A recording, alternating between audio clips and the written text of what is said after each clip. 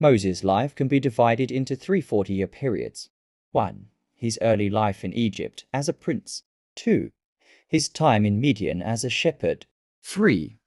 Leading Israel to the promised land as a prophet and leader. Birth and early life Exodus 1-2, 620. The Israelites in Egypt. The Israelites, descendants of Jacob or Israel, had been in Egypt for centuries after Joseph saved them from famine. Genesis 37-50. Over time, they grew into a large nation which threatened Pharaoh. Pharaoh enslaved them and ordered all newborn Hebrew boys to be thrown into the Nile River to reduce their population. Moses' birth and rescue. Moses was born to Amram and Jochebed from the tribe of Levi. To save him, his mother placed him in a papyrus basket, covering it with tar and pitch, and set it afloat on the Nile River. His sister, Miriam, followed the basket from a distance. Pharaoh's daughter found the baby, had compassion, and decided to adopt him. Miriam, seeing this, offered to find a nurse, Moses' own mother. Jochebed secretly raised Moses until he was old enough to live in Pharaoh's palace.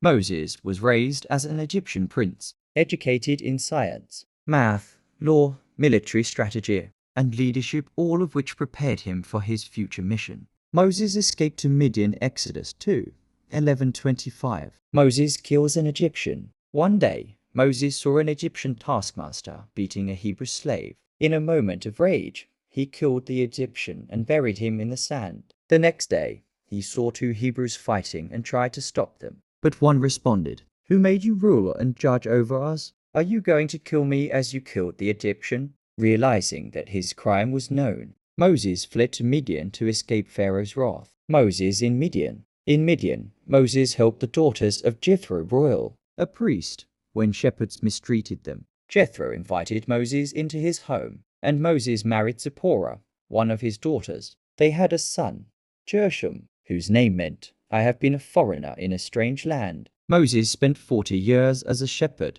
learning patience, humility, and leadership in the wilderness, preparing him for his future role. The burning bush. Exodus 3-4. One day, as Moses was tending sheep near Mount Horeb, Sinai, he saw a bush on fire that wasn't burning up. God spoke to him from the bush. "Moses, Moses." Moses answered, "Here I am." God told him, 1. He had heard the cries of the Israelites. 2.